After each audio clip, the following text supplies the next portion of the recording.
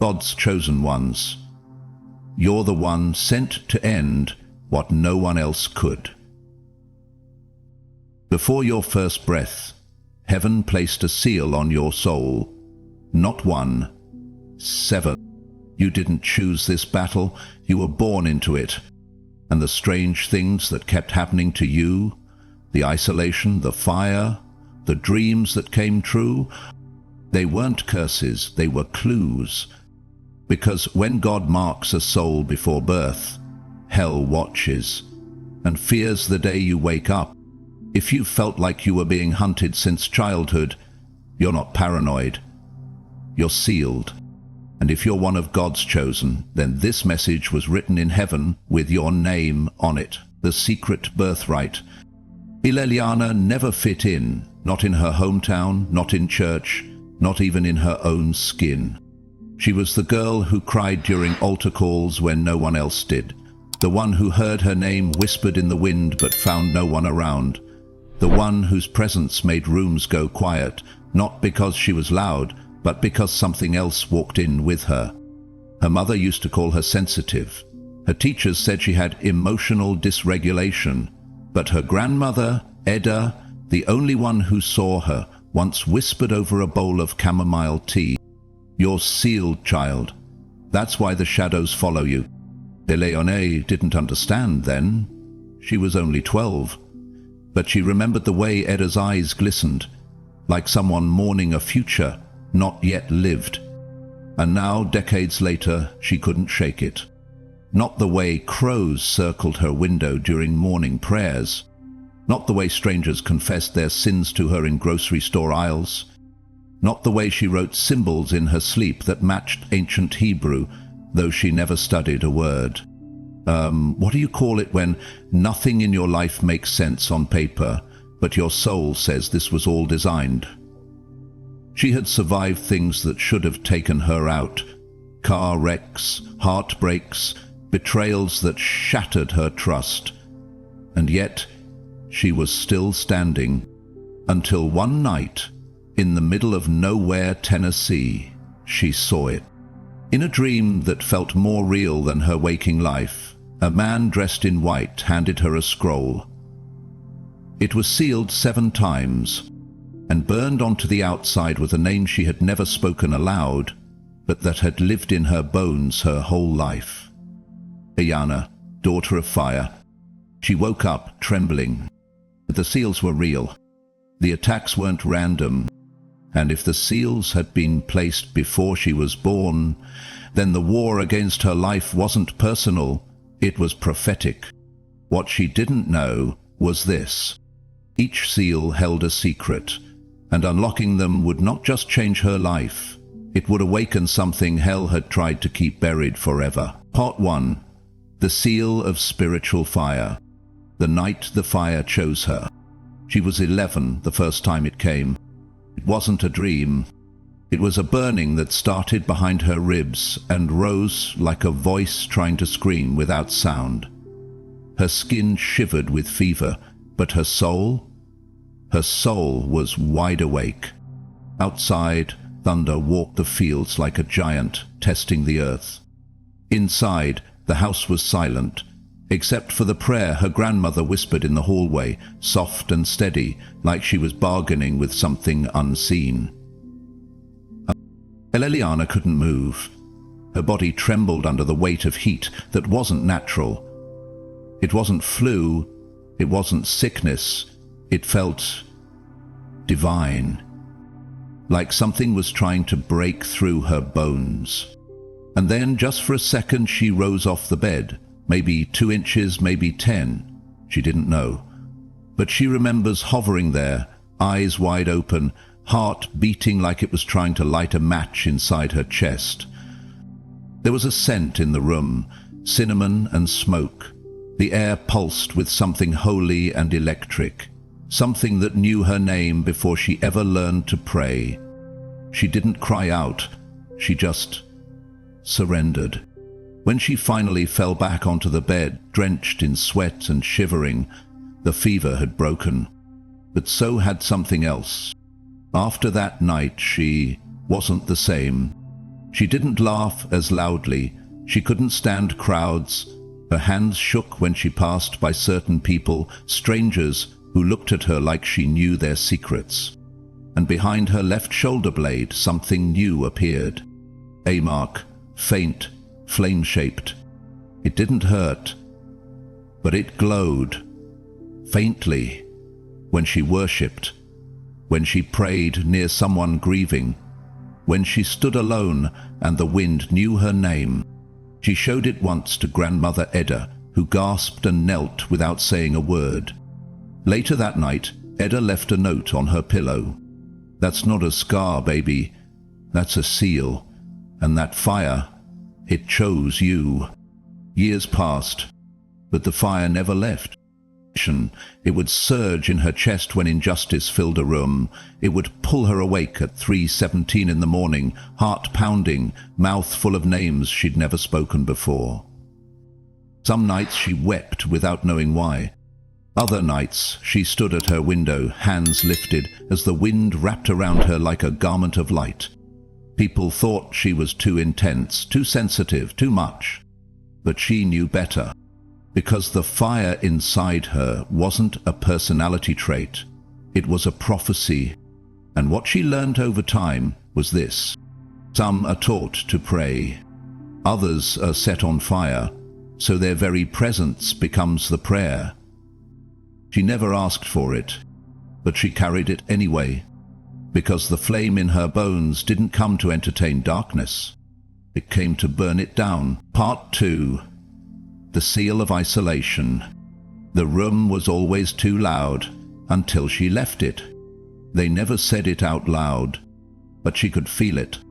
Every time she walked into a room, something shifted.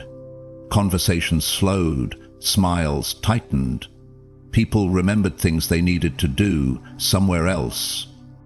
She learned early how to shrink herself, not out of shame, but out of spiritual survival. There was something in her that made others uncomfortable, not because she was rude, not because she was proud, but because her silence had weight. In school, Eliana was the girl with the empty seat beside her. Not bullied, not disliked, just bypassed. And yet, when others hurt, they came to her. The same kids who ignored her in daylight would whisper their secrets on the school steps at dusk. "You're the only one I can tell this to," they'd say, eyes trembling. She'd nod, holding space, heart wide open, then return to the quiet place where no one called her name. The isolation didn't come as punishment. It came as a shadow that followed her, not evil, but watchful. As if heaven had said, "She's not to be touched, she's in training." Loneliness wasn't new to her, it felt familiar, like a song only she could hear. Sometimes it crushed her. Sometimes it became her sanctuary, but always it refined her. At 17, she stood alone at prom, not in the bathroom, not crying, but at the edge of the dance floor, barefoot, watching the lights spin, wondering why she'd been sent into a world she didn't seem made to belong to. And that's when she heard it, not with her ears, but her spirit. "You are not lonely, you are hidden." She almost dropped the glass in her hand. Tears rose, but not from sadness. They came from the recognition of something she couldn't name, being kept. Eliana would come to learn that this was the second seal, the seal of isolation, a holy veil drawn over those set apart, not rejected. This is the seal no one talks about, the seal that doesn't glow, the one that just leaves you empty at birthday parties, disconnected in crowds, absent from the gossip, missed but not invited. You start to believe something's wrong with you, but nothing's wrong. You're just marked. The people heaven calls deeply, it often hides early, because some callings require silence before sound, desert before destiny. And when you carry that seal, you learn to stop waiting for applause. You learn how to walk with God when no one else wants to come. You learn that being left out was never cruelty. It was strategy, because only the hidden ones become holy enough to carry what's sacred.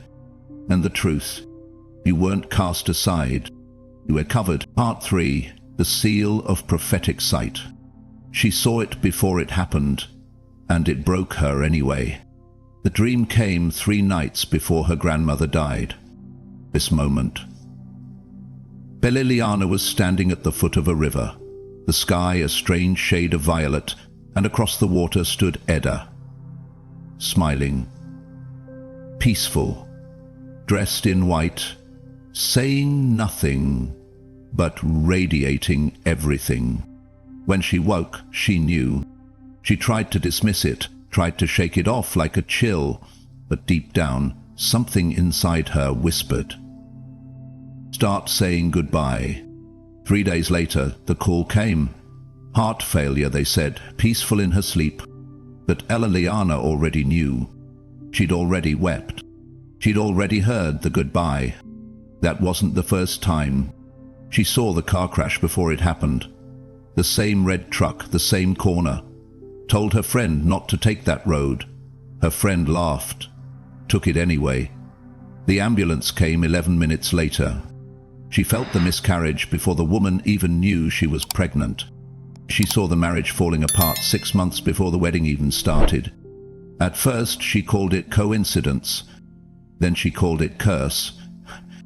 But eventually, she had to call it what it was.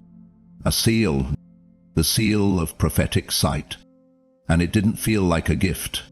It felt like grief with no funeral, like warning signs with no authority to stop the train, like watching people you love walk toward disaster and being called dramatic when you beg them to turn around.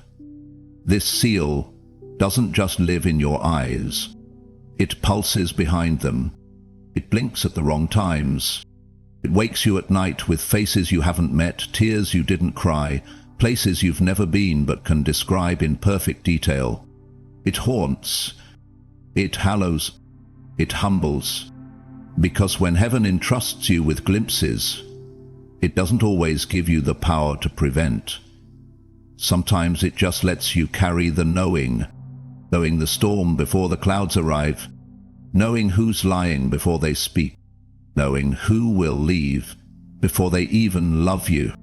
For Liliana, it started with dreams, but then came flashes, quick, like lightning behind the eyes, sometimes during prayer, sometimes during heartbreak, sometimes in the stillness before a tragedy no one else saw coming.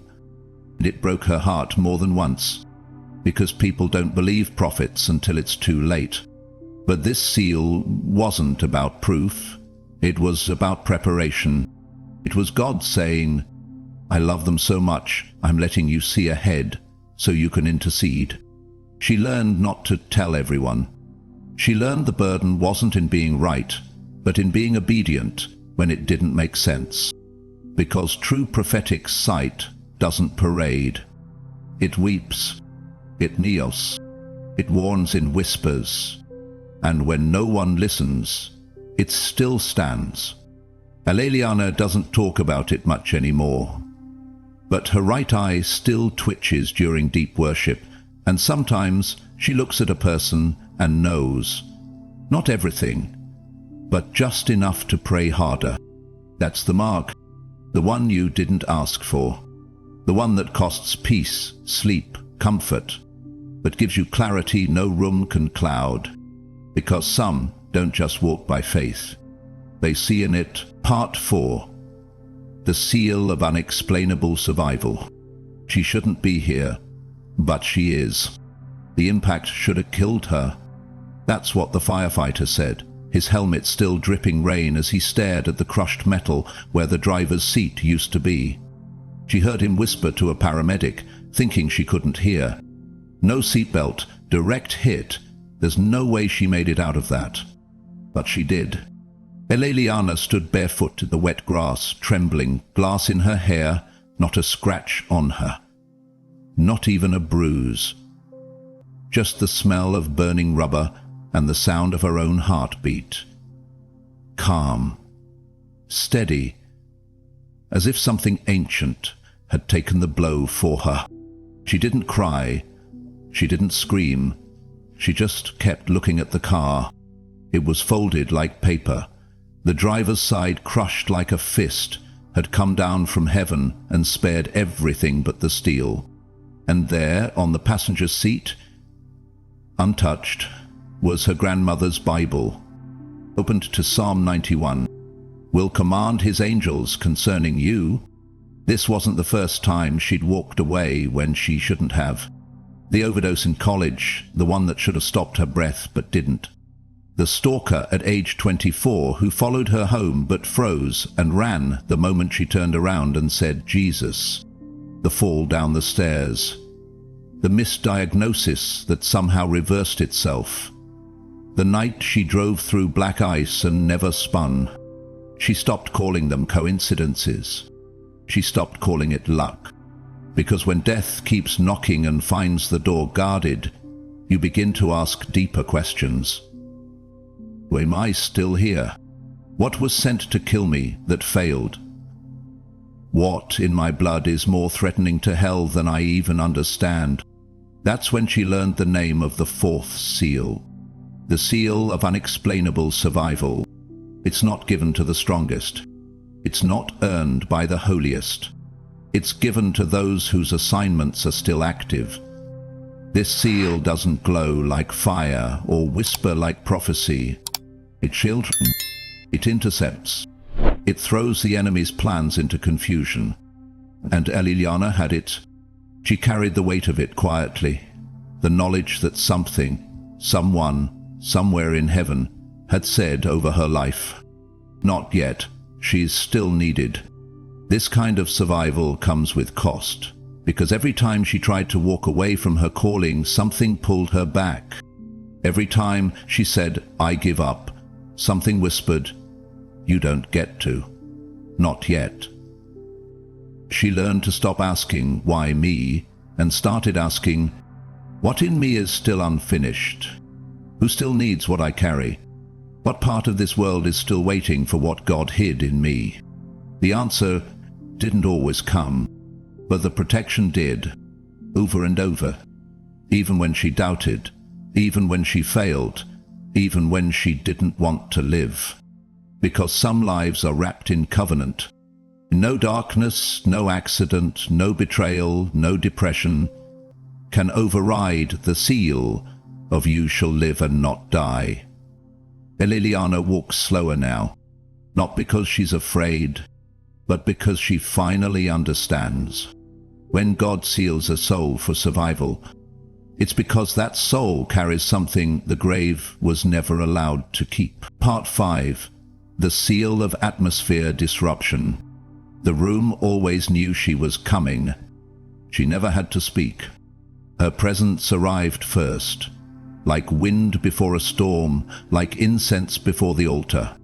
At the DMV, the woman behind the counter suddenly began to cry. At a coffee shop, a man looked at her for 2 seconds, dropped his cup and whispered, "You remind me of my sister, she passed last year." At church, the lights flickered every time she stepped onto the platform. Not during worship, not during preaching, but when she simply stood. At first, Liliana thought she was the problem. Maybe I make people uncomfortable. Maybe I give off a weird vibe. Maybe I should shrink, dim, vanish. But no, it wasn't discomfort they felt. It was conviction.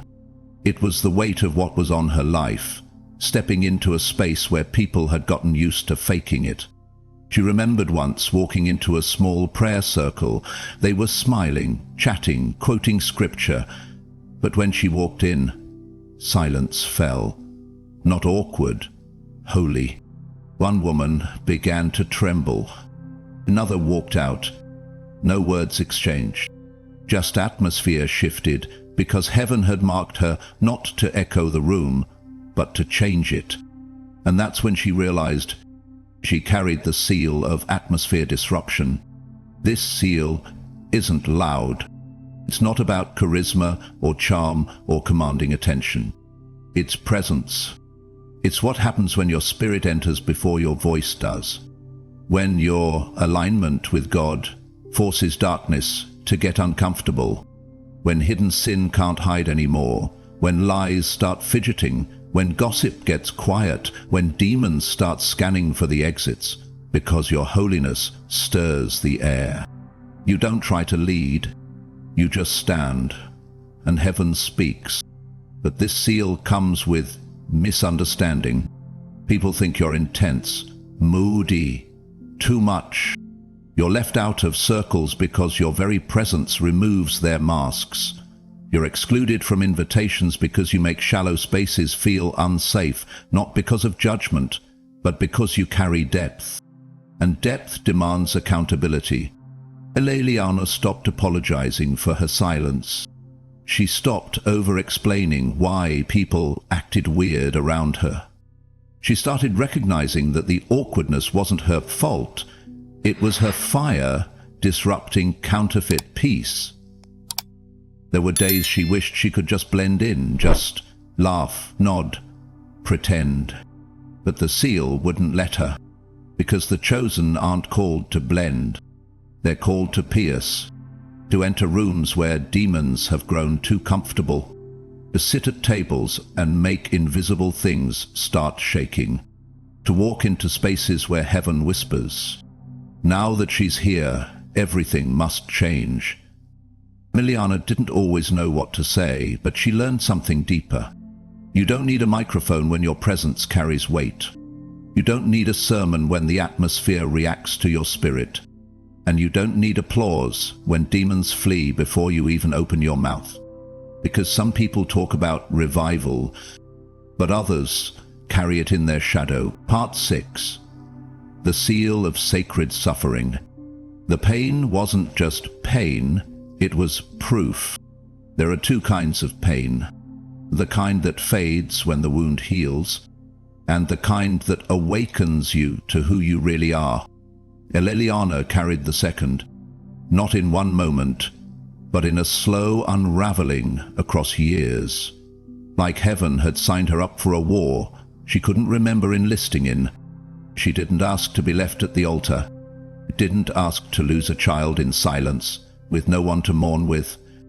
He didn't ask to be betrayed by the friend she prayed for.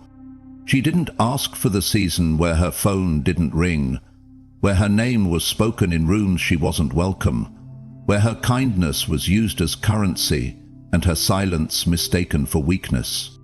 But it all came and stayed longer than it should have. People called her strong, but she wasn't strong.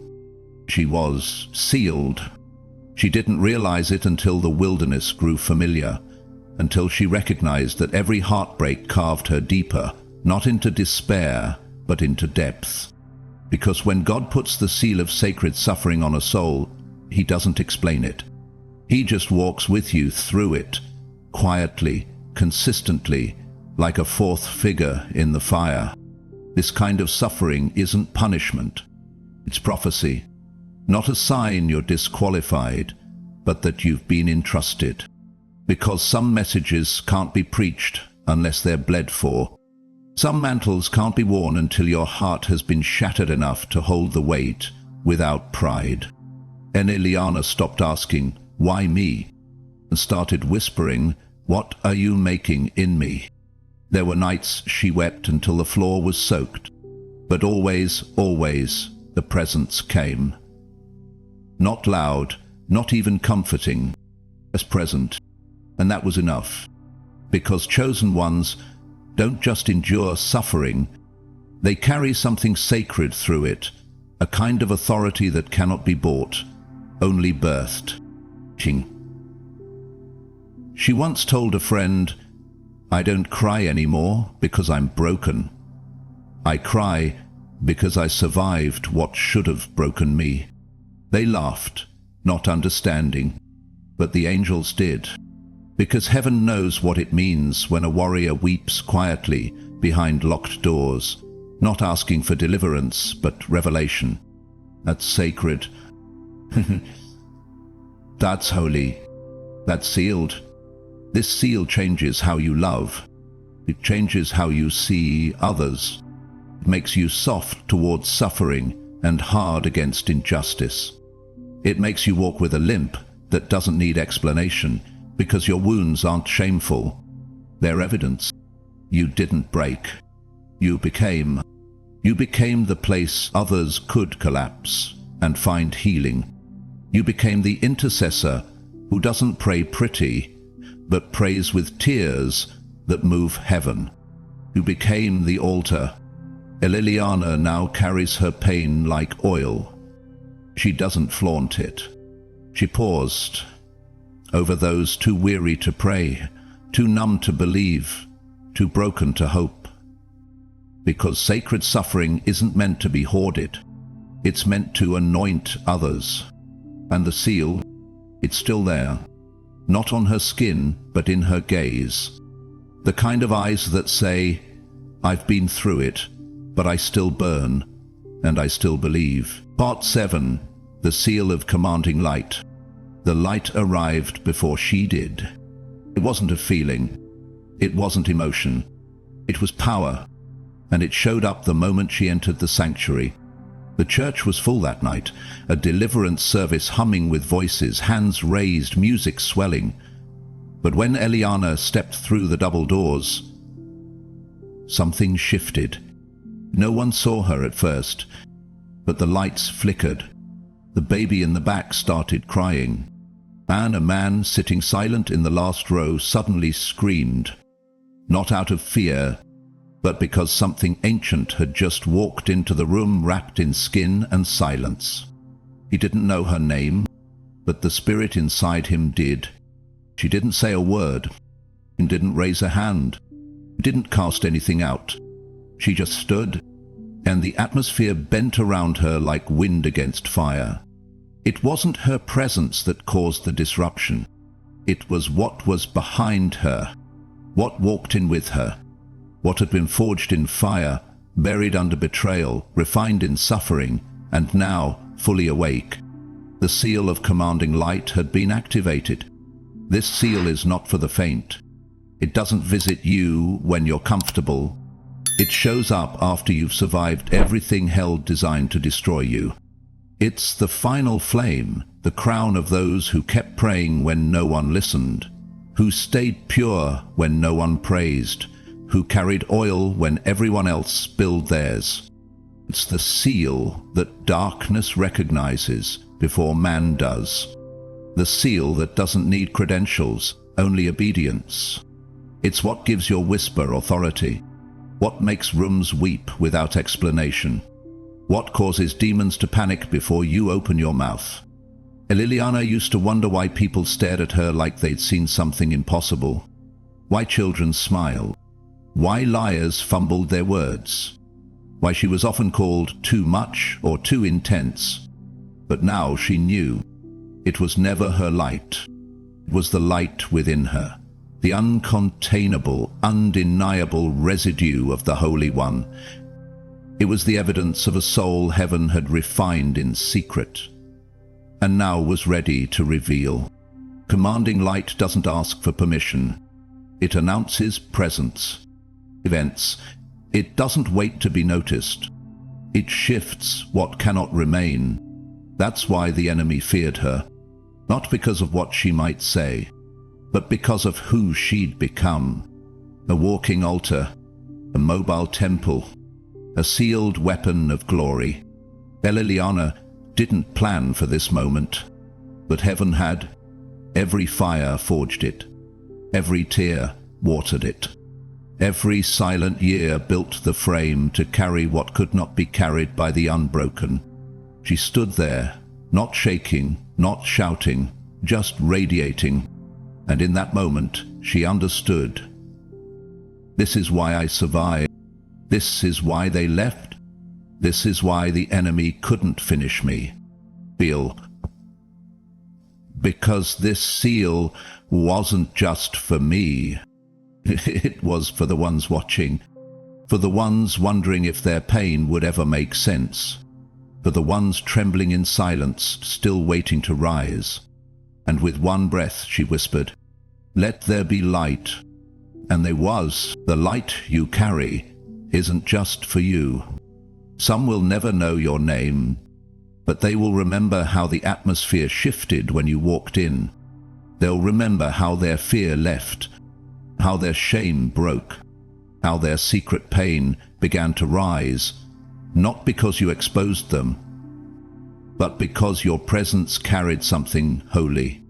Not loud, not flashy, just real. That's what happens when you've been sealed.